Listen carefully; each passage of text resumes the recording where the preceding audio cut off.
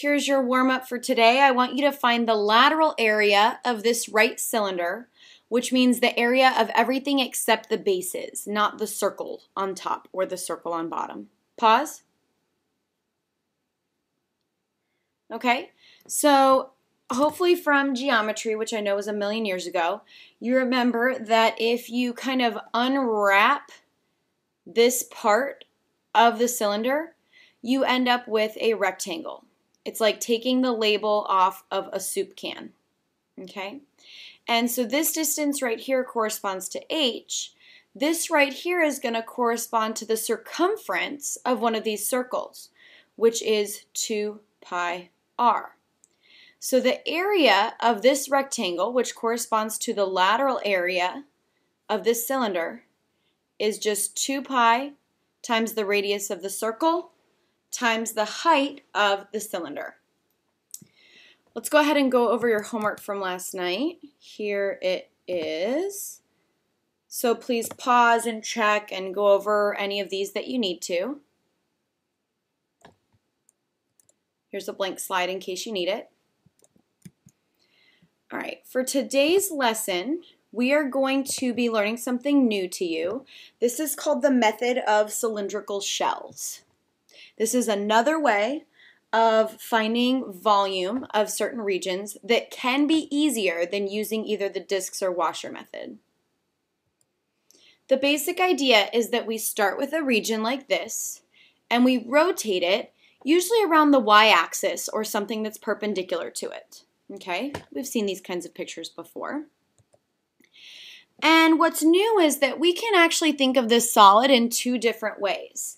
We could think of it as these cross-sectional washers that are perpendicular to the y-axis. So we could think about it in terms of these little cross-sectional donut things. Or we can think of it as cylindrical concentric shells that are infinitely thin. So we can think of it as a set of these infinitely thin shells that are kind of nested inside of each other like that. I tried to find a drawing that showed those shells. Do you see the pink right here? You could think of it sort of as those little kind of Russian nesting dolls that you see around the holidays that kind of stack all inside of each other and get bigger and bigger as you go out. Same idea here, except that we're only talking about cylinders. And all we're concerned about is the lateral area of those cylinders. I want to be very clear here. This is not specifically an AP exam topic, AB or BC. You will never be required to use this method. However, it is an acceptable form of solution, and it can make one type of rotation much easier. When we have a region that is rotated around the y-axis or something parallel to it, x equals 4 or something like that, this method keeps us from having to solve for x and integrate with respect to y. I'm sure you've seen examples where this is kind of a pain to do, to change everything to y's and integrate with respect to y. We're not good at thinking about things in terms of y. We're good about thinking of things in terms of x. And so this method keeps you from having to do that. And the idea is that we integrate the lateral area of these shells. And so basically it's like you're adding the areas of those infinitely thin shells together in the form of an integral, which is going to give you the volume of that solid.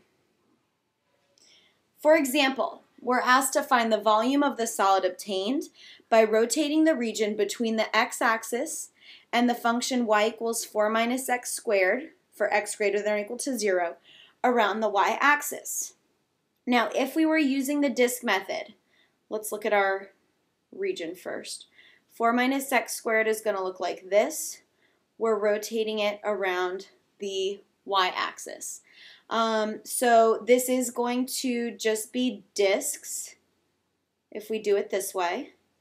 And, whoa, my radii are perpendicular to the y-axis. So this is going to be pi times the integral. Y is going from 0 to 4. And then I need to rewrite this as a function of y instead of a function of x. So I'd have to take this and solve for x. I guess I would get x is equal to the square root of 4 minus y. So I have the square root of 4 minus y squared dy, which is not horrible, but it does require us, again, to think in terms of y's instead of x's. Your second option for this is to use the method of cylindrical shells. We showed in the warm-up that the lateral area of any of these shells is just 2 pi times the radius of that cylinder times the height of that cylinder. What's incredibly easy here is that the radius of each shell is just going to be x, and the height is the value of the function. Let me show you what I mean. Here is that same region, okay, and we're rotating it around the y-axis. All right, so its mirror image is going to be over here. And we've got these cylindrical shells that kind of build inside this region, okay? The radius of one of those shells is just whatever x value I happen to be at. And the height is just the function, 4 minus x squared. So I'm going to have 2 pi times the integral.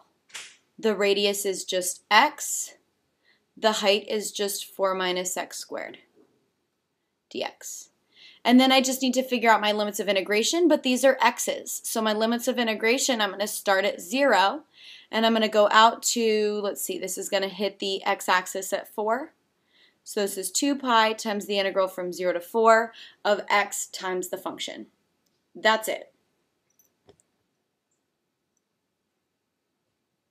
Let's do another one. We're going to use the shell method to calculate the volume of the solid obtained by rotating the region enclosed by these two graphs around the y-axis. Okay, so let's draw our region. We have 9 minus x squared, which is going to be at 9 here and 3 here. And then we have y equals 9 minus 3x, which is also going to hit the axes at those same points but be linear. Okay? And so I want to rotate this area around the y-axis. And we can start to see now that this would be a very complicated problem if I were trying to use the washer method. But with the method of cylindrical shells, it's really, really easy.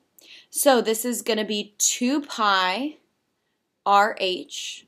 So 2 pi times the integral. X is clearly going from 0 to 3. The radius of any of my cylinders is just going to be x. And the height of any of my cylinders is just going to be the difference between these two, top minus bottom. So 9 minus x squared minus 9 minus 3x dx. And there's no squared because it's just the radius times the height. Okay?